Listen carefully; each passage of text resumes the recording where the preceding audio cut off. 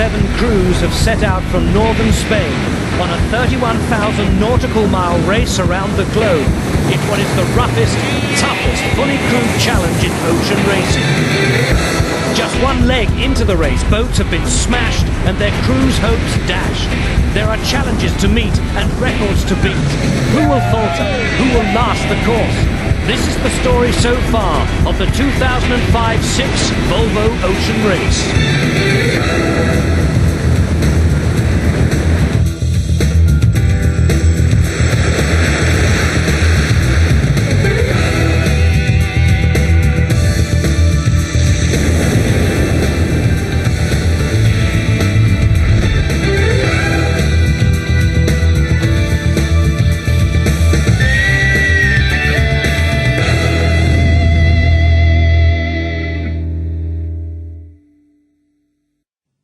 The Volvo is still the battle against the harshest conditions on the planet it always was. But in the 4 years since the last event, the race has changed. In come smaller crews, a new race format, and a brand new class of boat.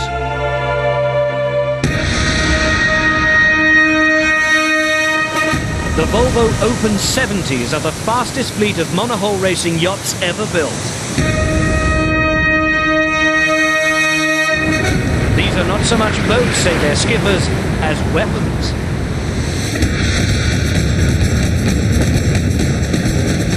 Faster, lighter and more powerful than the 60s they replaced, the 70s can sail faster than the wind. Maximum sail area is a massive 500 square meters. Top boat speeds over 45 miles an hour.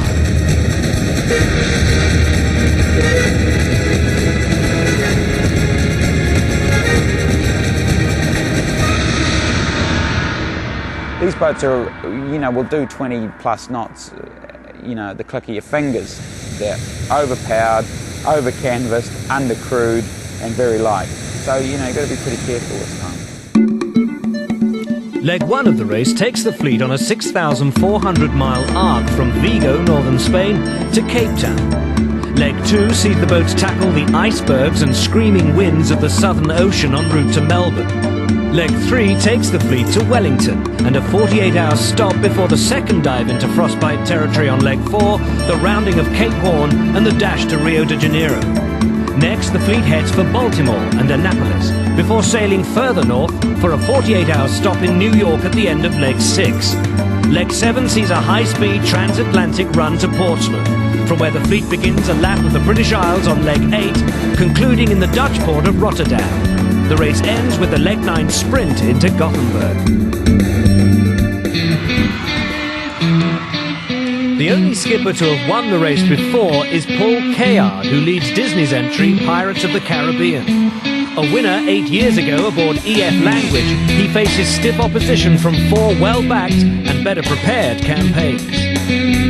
Kiwi Mike Sanderson leads the 2-boat Team ABN AMRO Challenge. ABN AMRO 1 is his, the senior boat, while Frenchman Sebastien Josse skippers ABN AMRO 2, manned by a talented but less experienced younger crew. Denmark's Bauer Becking skippers Movistar, the Spanish entry, with more pre-race miles on the clock than anyone. As quick, potentially quicker, is Neil McDonald's Ericsson. Both skippers are race veterans but are leading their own campaigns from the beginning for the first time. Brazil 1 is the country's first Volvo entry and led by Torben Grail, the most successful Olympic sailor ever. It's dinghy sailors like Grail who are likely to benefit most from the race's new format. In addition to point-scoring gates on the 9 ocean-going legs, there will be short-course races for the first time at 7 of the stopover ports in between. These races account for 20% of the overall points.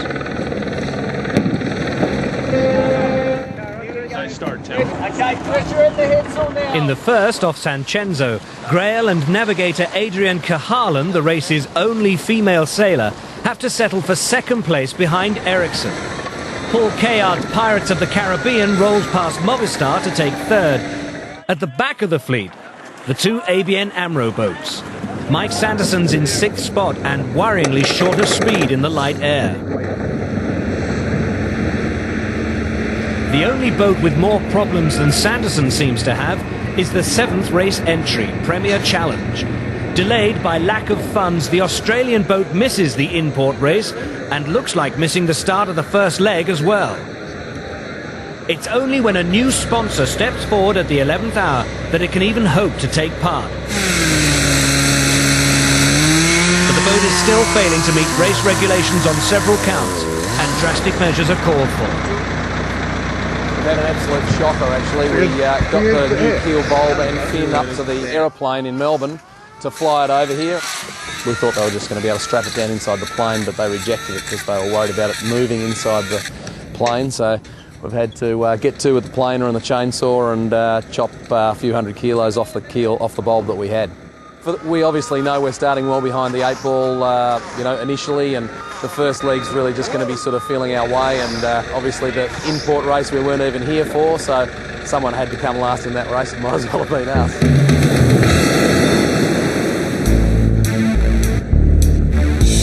A key feature of the new boats is the canting keel, which can be swung through an arc of 40 degrees to increase stability at high speed. As the Volvo 70 begins to tack, the position of the keel is critical. As the boat turns into the wind, the keel is switched to the windward side to bring the boat upright. If the keel is canted to the wrong side, or fails, the righting effect is lost, with potentially disastrous results for the boat. Canting keels are not new, but they've never been used in a race as punishing as the Volvo.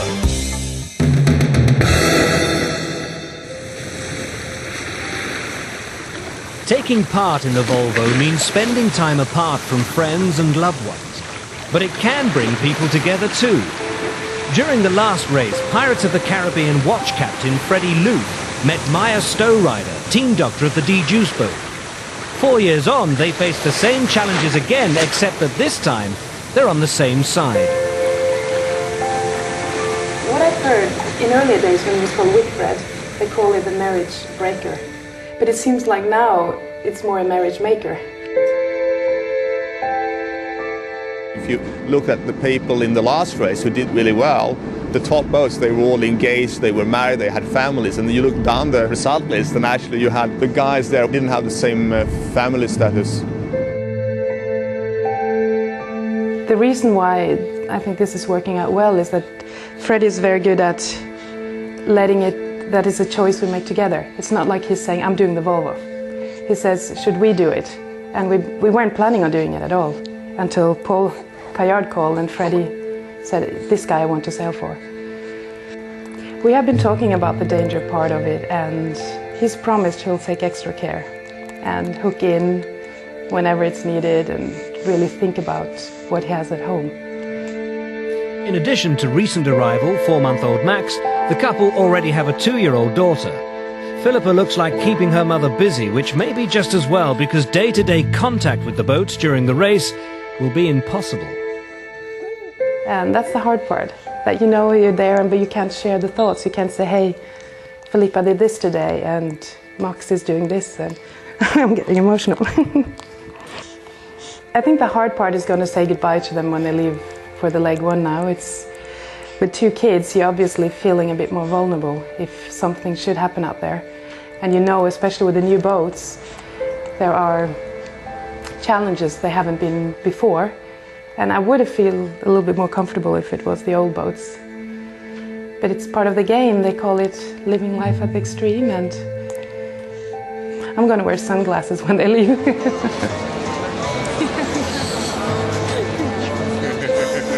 Saying goodbye is never easy, not least before 3 grueling weeks of ocean racing. Alrighty, little girl, I'm just going to say goodbye. Cheers, mate. In Vigo to watch the fleet leave, double Olympic gold medalist Shirley Robertson. There's a great atmosphere here in Vigo today. The people have taken the Volvo Ocean Race to heart. 70,000 of them are lining the coast, and over 2,000 boats of all shapes and sizes are here to cheer the boats on. 3 cheers for Premier Challenge. Hip hip. Hooray! Hip hip. Hooray! Paul Gayard congratulating the Australian boat Premier Challenge, renamed Sonergy and Friends. They've worked all night to make the start line today, and even this morning had to recruit 2 new crew members. They're pleased to be here and pleased to be getting on with it. Well, we're coming up to the start now. And there it goes, the cannon fired by King Juan Carlos of Spain. And leading the start, Pirates of the Caribbean with the red bow. Great start by Paul Gayard.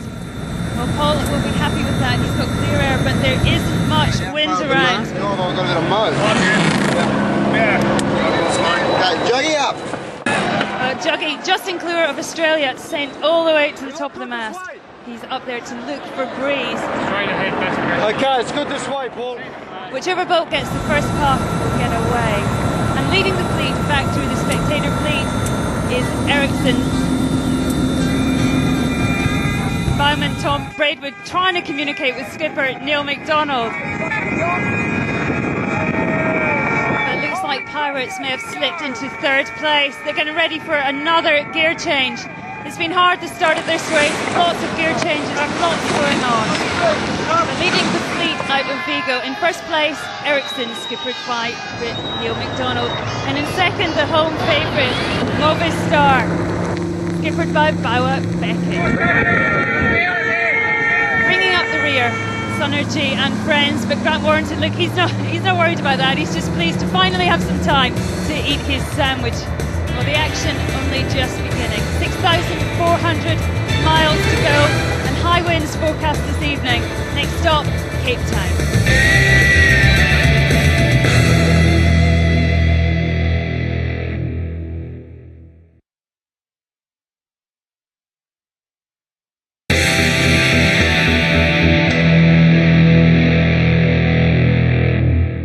I know nobody can win the round the world race tonight, but you could lose it. Leg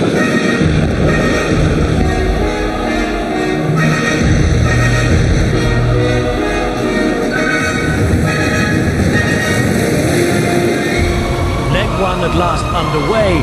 The fleet runs into a big storm just hours after leaving Vigo. About 2 meters deep of solid green water, I guess, came over the boat and took both of us out.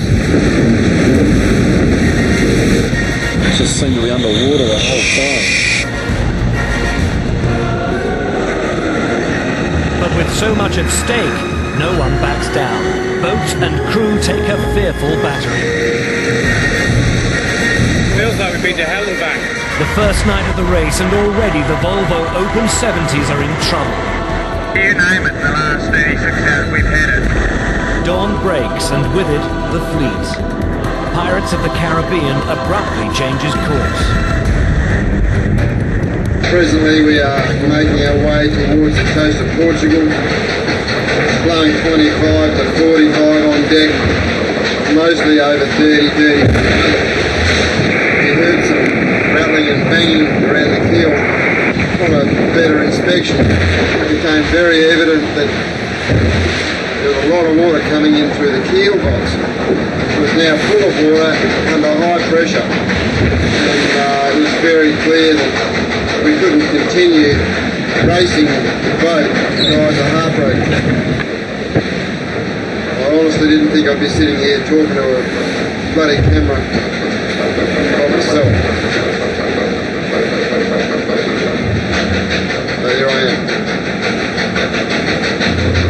A few hours later, and Movistar reports problems. 32 knots was the last number I saw on the speedo, and went over a couple of big sets of waves. It all went quiet for a split second where I think we were sort of free falling through the air, and basically landed on our nose. I was in my bunk, just heard a loud bang.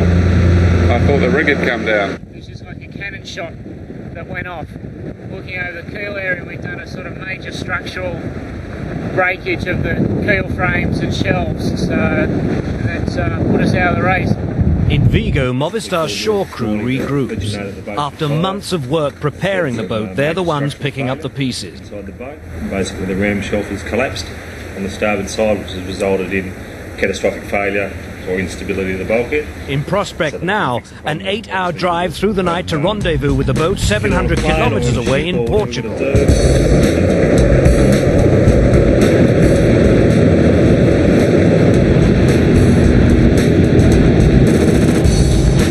Elsewhere in the fleet, the heavy conditions are also taking their toll.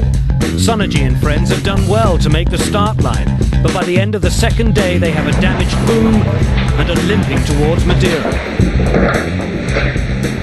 We're about 150 miles north of Madeira. We've got our shore crew meeting us there and then hopefully be back underway in sort of 6 to 10 hours. We're just hoping we don't lose more than about 400 miles by the time we get in here and back out on the track.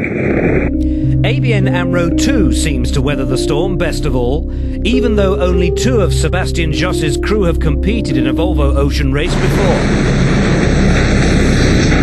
For Gerd-Jan Portman, spending the opening week in the eye of the storm proves a brutal introduction.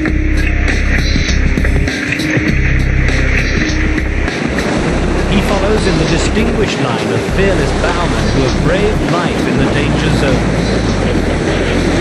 We have 12 sails on the boat, of which one is a mainsail, and all the other ones are obviously sails that we can move up and down, and my role is to make sure that can happen on the front of the boat. And the aim is to do this losing as little speed as possible. So we have different techniques in place where we can hoist one sail inside the other sail. So the new sail is hoisted and filled with wind and pulling the boat, and then the other one is taken down so we never slow down. There's a few dangers really. First of all is the big waves and the nature of the boat. The boat is really aggressive. It doesn't just go up and down, but it goes all over the place. So you have to really hold on. And the biggest danger is the water crashing over the deck. You know, the wave and the water wipes you out. So you always have to be clipped onto something, because if you start floating over the deck, you can hit things and it's really easy to strain and break legs and all sorts.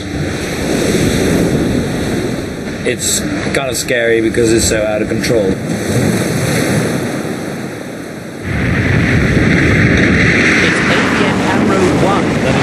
Serious disarray.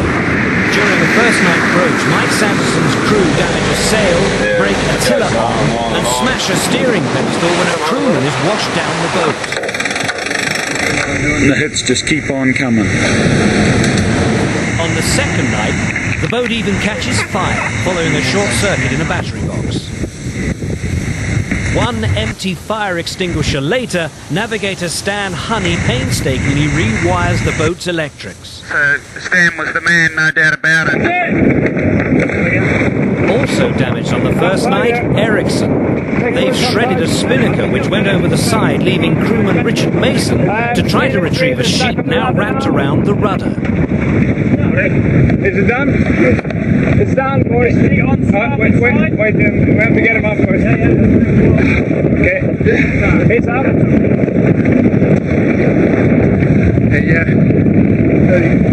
Graves cut the back of the rudder. About this far in. So it's pretty tough conditions. First 48 hours were windy and wet, and these boats are pretty brutal. The first night in particular, I think, was a bit of a shock to all of us. We kind of knew what to expect, but the heat of competition, you push a little bit harder, and we suddenly found ourselves certainly right in the heat of it. So nice now to be a little bit further south. We're down past the Canary Islands. Got some fantastic conditions up on deck. It's blowing around 20 knots, and the sun's come out. We're starting to dry the inside of the boat out, and I'm starting to look ahead towards the doldrums, which are only 1,000 miles away. And these boats, that's probably less than 3 days. Ericsson back up to speed, but for Pirates of the Caribbean, the leg looks to be already over.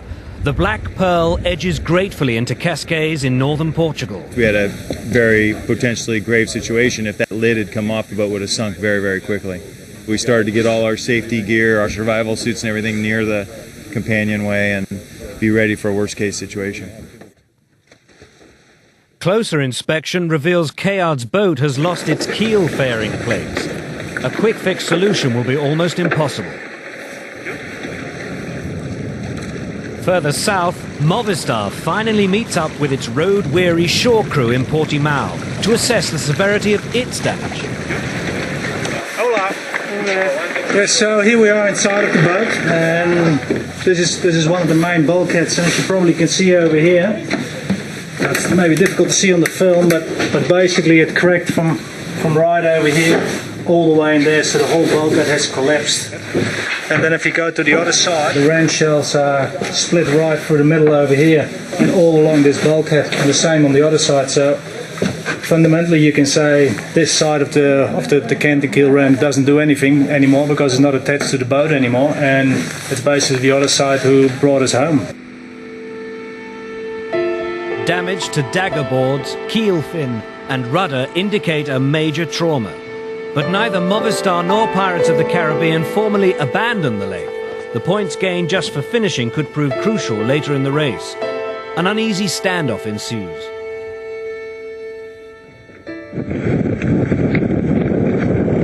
Did a big rain squall in about 20 seconds. We're all going to get soaking wet, and we don't know what's going to happen after that. As the fleet heads for the equator, the race presents the next major tactical challenge for the crews. How to cross the high-pressure system, notorious for its unpredictable weather patterns. We're here about 6 degrees north in the area that's known as the doldrums. Luckily we haven't had any light winds yet, but things are getting a little bit tense because if you just look to our left, there's a big thundercloud.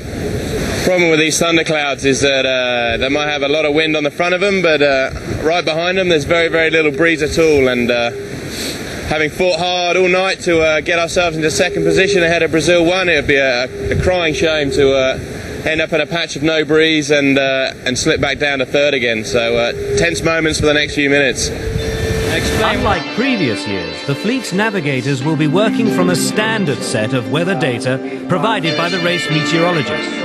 Among them will be Brazil 1's Adrienne Cahalan, the only female sailor in the entire fleet. Not only that, she's on a mainly Portuguese and Spanish-speaking boat. This is probably one of the first teams I've ever sailed with for a long time in a different language. We're off in the Southern Hemisphere, that's nice. They've got a very sunny nature, and that's a lot similar to Australians. So being able to work with Torben Grail and Marcello and all these resident Olympic sailors that are such good dinghy sailors, it's a really new type of environment, and when you do race for a living all the time you can get a bit bored and the challenges become fewer, but this is definitely a new one. I would not be interested in single-handed racing, maybe two-handed racing one time, but I'm not a single-handed sailor. I enjoy the team aspect, I enjoy being out there with people, and that's all part of it, you know, being able to talk about what's been going on. In the dead of night, Sonergy and friends arrives in Madeira to fix its broken boom. Some of these good boys. Well, here we are. Porto Santo. Never thought I'd come here. Things you do in the middle of the night. Yeah, exactly. That sort of. You wouldn't believe it. We found these very helpful people in Porto Santo, just north of Madeira. So what time did you have to get up this morning, Miguel, to come and help us out? Well, we just arrived at the harbour. It was 11:30 yesterday night, local time. Yeah. And you just arrived at 3. Yeah? Have you been drinking some coffee and waiting for And here we are fixing the boom. We've almost got the resin off our fingers, but we took the boom off and flew our shore crew down with some resin and some sparbon, and put a few bits of carbon sleeve plate in and wrapped the end with carbon. They're just trimming it up now, as you can see, and we're just going to put the reefing jammers back in and put it all back together, and we're hoping to be out of here in probably about another hour and a half. So all in all, probably about a 5-hour stopover, which is pretty good. We're pretty happy with that. Up at the front, the fleet seems to traverse the doldrums without breaking stride. Leader ABN AMRO 1 prepares a King Neptune ceremony as it crosses the equator just 8 days after leaving Vigo. You're late for your watch. Road tributes. King Neptune has decided to order a symbolic All donation too for soon for race first timer Rob Greenhouse. symbol of this group. Your right hemisphere will symbolize the north. Your left hemisphere will symbolize the south. Hey! Cape of Good Hope, Cape Horn. He's got a few to go, but just do the first hurdle. drama ashore continues. Such is the extent of the damage Movistar sustained in the opening hours of the race that the boat has had to be shipped from Portugal to South Africa in time for the next import race on December the 26th.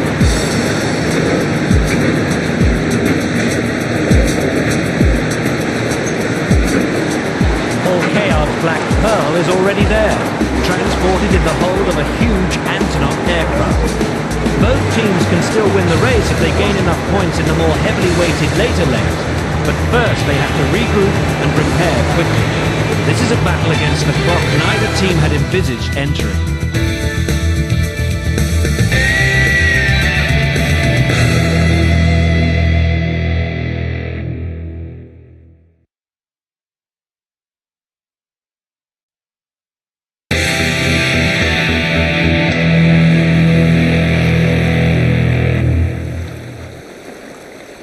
With the equator crossed, the fleet continues its path to the island of Fernando de Noronha, the first point-scoring opportunity of the leg.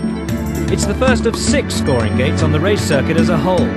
While 7 points go to the winners of the leg, half as many again are up for grabs for Fernando. It's a delighted Mike Sanderson who reaches the scoring gate first to grab the maximum 3.5 on offer. We've been really happy with the performance. Stan's done a fantastic job getting us in the right part of the world, and sure enough we're here first with a healthy 100-odd mile lead. The first to enjoy Fernando in daylight is Ericsson, who approached the mark 10 hours behind the leaders. Just 30 minutes behind them is Brazil 1, making a return to what is effectively home waters. Less than 15 minutes behind the Brazilian boat, and in slightly wistful mood, ABN AMRO 2. Here we are going past Fernando de Noronha. Unfortunately, we're down in 4th position. We're up in 2nd yesterday, and we're fighting hard to get the points for 2nd place, as this is a scoring gate, but sadly it was not to be. This is the last bit of land we'll see for another 3,000 miles, so we've enjoyed it while we could. Now it's back to the hard work of ocean racing. We're about to initiate 2 virgins into the realm of King Neptune. And there we are, we've crossed the equator. Southern Hemisphere. Here we are in the court of King Neptune. Hundreds of miles behind the leaders, but at least back on track after its stop in Madeira, Sonergy in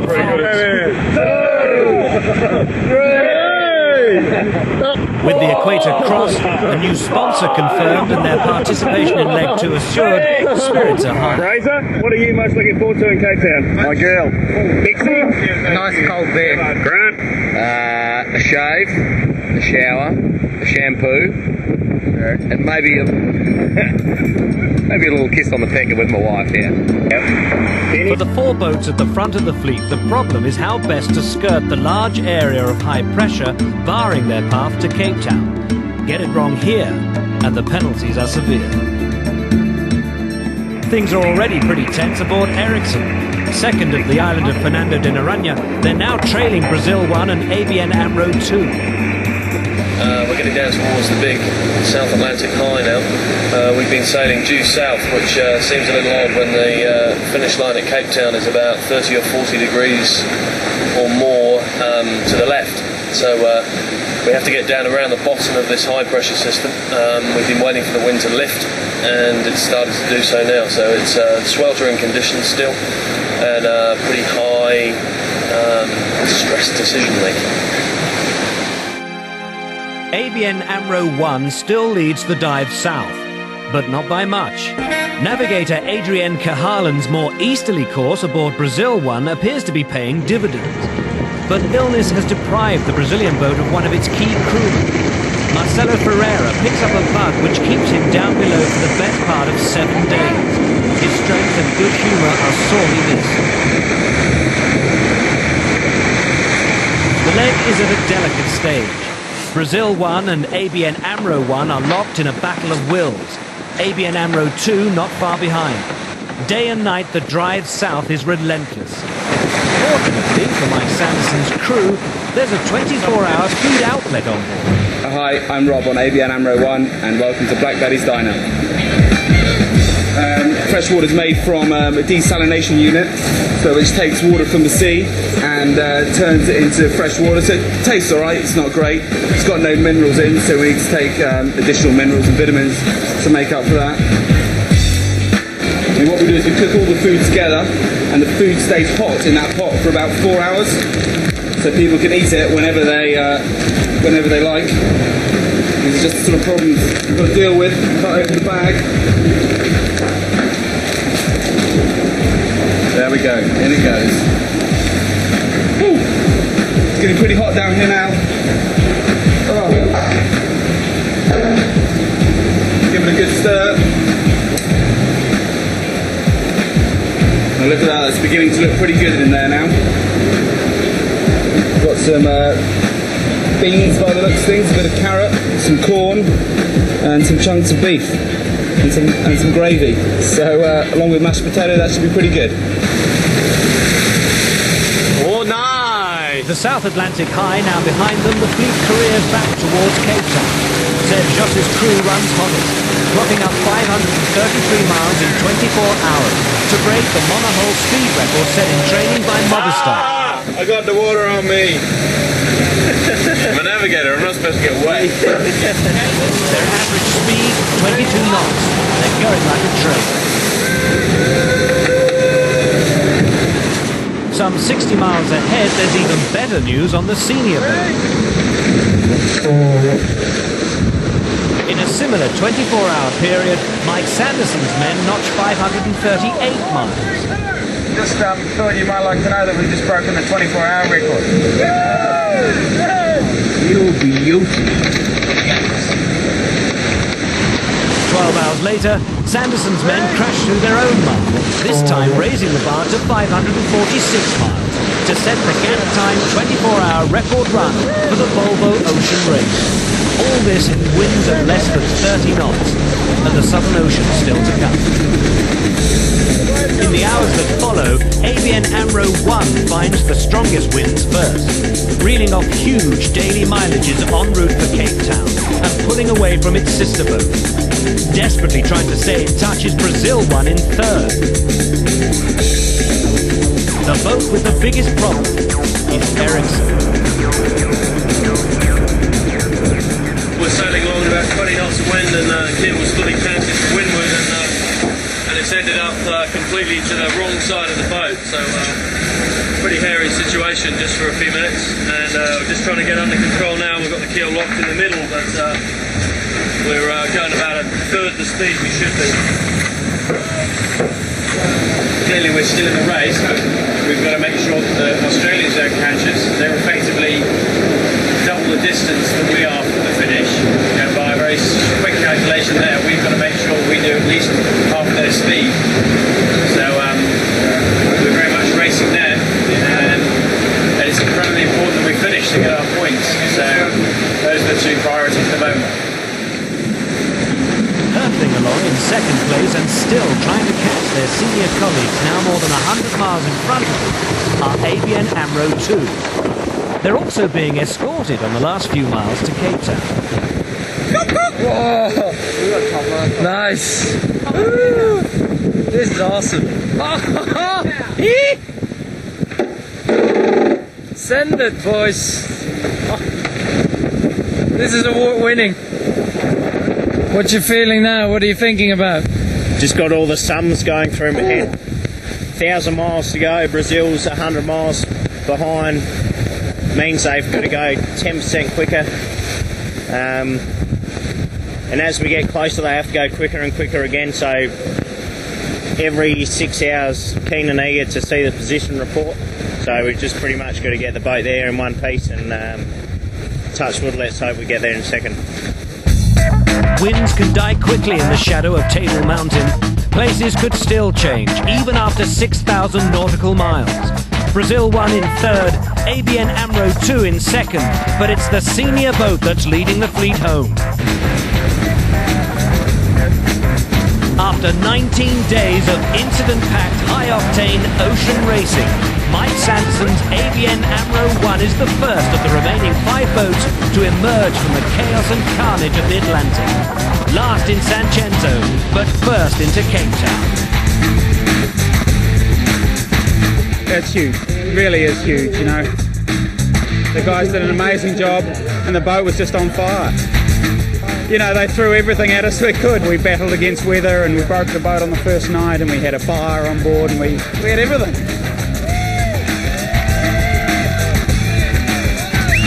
Very happy to reach the dock because out there it's so hard and we're very tired and we've been shaken up quite a lot, so very happy to be here.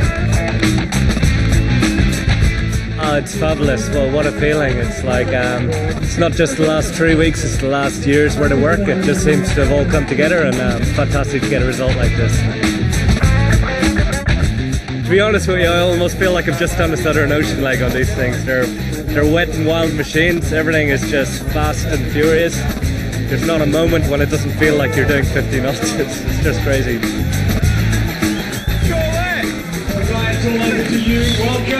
Arriving just a few hours later, Seb Joss's young crew on ABN AMRO 2. Someone said you guys should win the Seamanship Award, so you got to be kidding me.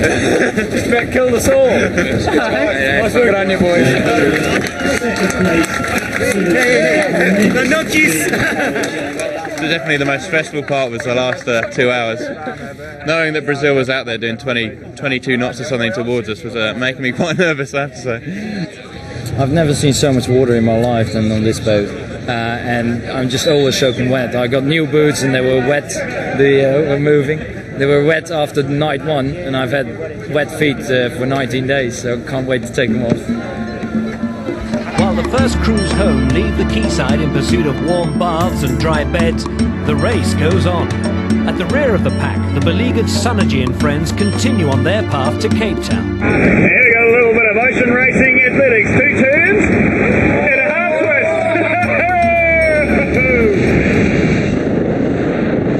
Okay, Grant, we've finally got some conditions here that we can run hard in. This is what we're out here for, eh? Yeah, this is the bit that was on the brochure actually. We haven't had it for at all for the whole leg, but wow, this is pretty awesome.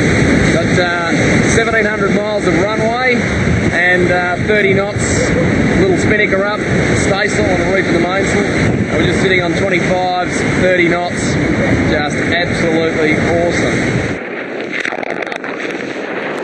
In Cape Town, meanwhile, Brazil 1 finishes leg 1 in 3rd position to notch their 3rd podium placing in the 3-point scoring opportunity so far. But the smiles are short-lived. Just days afterwards, navigator Adrian Cahalan is sacked. Not being able to speak Portuguese and her comparative lack of strength are cited as the reasons behind her dismissal. These boats are a handful, but I'm not afraid of them. You know, it's not that I felt that the race was too hard, and so it is very disappointing for me. I do feel that, you know, I've put a lot of effort into what I'm not going to get. Maybe they're unrealistic in their expectations because, you know, the Southern Ocean League comes up in 2 weeks. Nobody's perfect. Every other boat's got different things to deal with, and because you've got such a small crew of 10 people, you do have to sort of compromise on different things, you know, because there are some skills that are high priority and there's some skills that you can, oh well, maybe we'll just have to do without that, and yeah, maybe it's their lack of experience that they haven't seen the priorities yet, and perhaps when they get in the Southern Ocean they might. So after leg 1 and 1 import race, it's ABN AMRO 1 that is leading the fleet. Ericsson, who finished leg 1 in 4th spot, shares 2nd spot with Brazil 1 on 10.5 points. In 3rd, ABN AMRO 2 with 9.5 points, while Synergy and Friends' eventual 5th place finish is enough to eclipse both Pirates of the Caribbean and Movistar.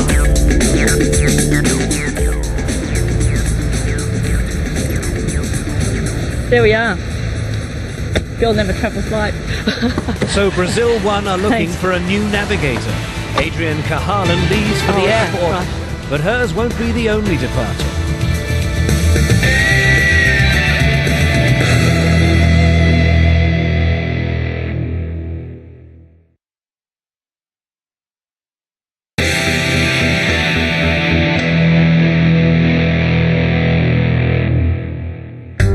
Cape Town, where, after withdrawing from leg 1 with structural damage, both Pirates of the Caribbean and Movistar are still racing the clock to be ready for the next in-port event on December the 26th. A week later, they and the rest of the fleet head out into the screaming winds and towering seas of the Southern Ocean on leg 2. But one member of Paul Cayard's original crew on Pirates of the Caribbean will not be on board. After just a few days of competitive sailing on the Black Pearl, watch Captain Freddie Lute withdraws from the race, citing personal family reasons. Brazil 1's former navigator Adrian Cahalan, meanwhile, is to be replaced by Marcel van Tries, the veteran of 3 previous races.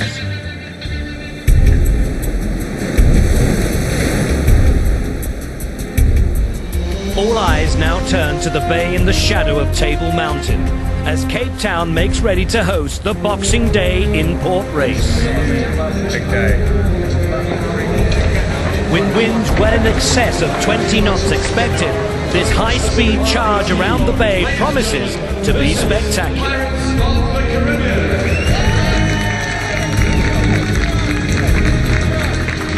And so it proves.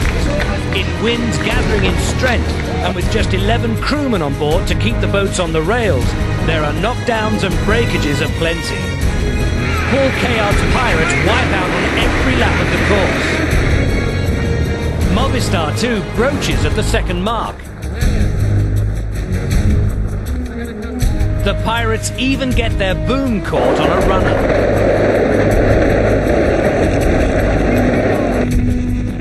Ericsson dices with Movistar, both crews pushing the boats to their limits.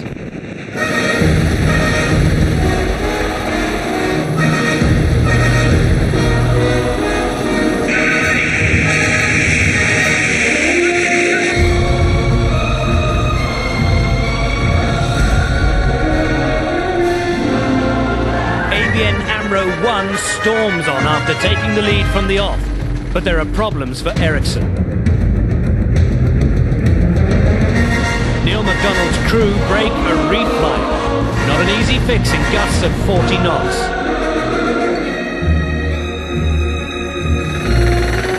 Ericsson sails off in the opposite direction, the boom thrashing around in the wind.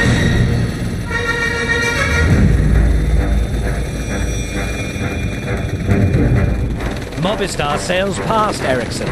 Bauerbecking's crew desperate to make up some lost ground after their withdrawal from leg 1.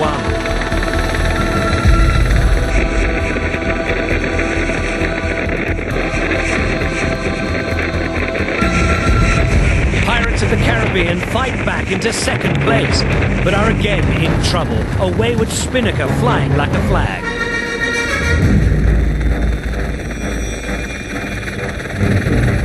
Cayard's crew desperately trying to retrieve the situation.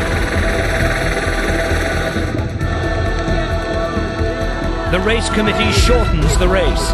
ABN AMRO 1 even easing off slightly before moving up to take line honours and the 3.5 points for victory.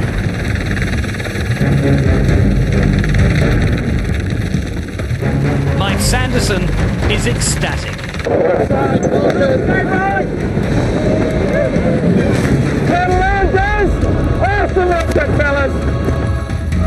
Movistar comes up for second place in a welcome return to form for Bauerbecking and his crew. Finally back on track.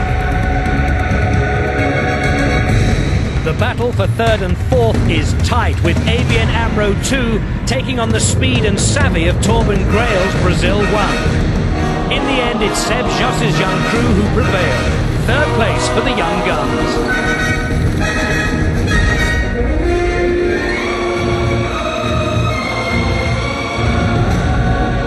Brazil 1 approached the line to finish fourth. Behind them, Pirates in fifth. A day of great drama for the fleet and of great success for ABN AMRO 1.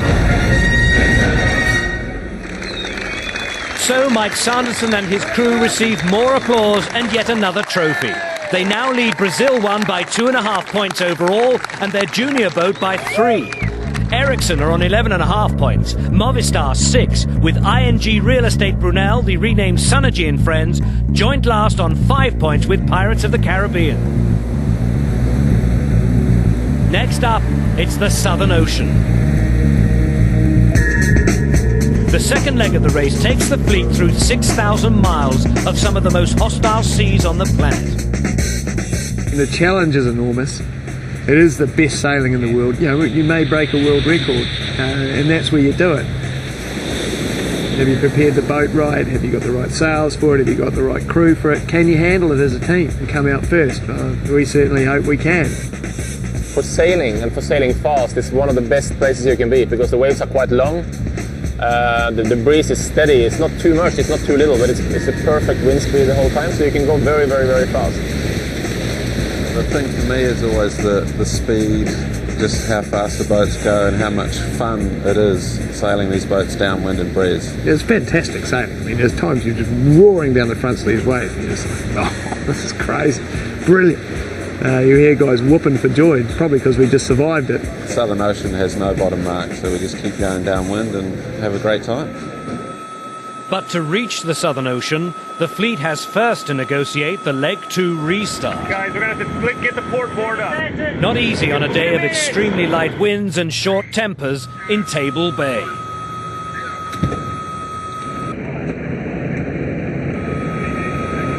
Momentum of any kind is hard to come by, and a container ship moored close to the only mark of the course plays havoc with what little breeze there is. With the fleet languishing in the swell, Brazil 1 drifts back the wrong side of the mark and has to try to round again. Frustration for skipper Torben Gray. The Pirates of the Caribbean too misjudged the rounding and hooked the mark on their keel, not the star Paul Kayard wanted.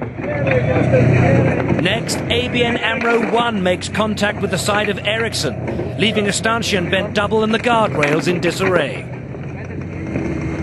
Then Ericsson and Brazil 1 are the boats to lock horns, as the crews are forced to fend off.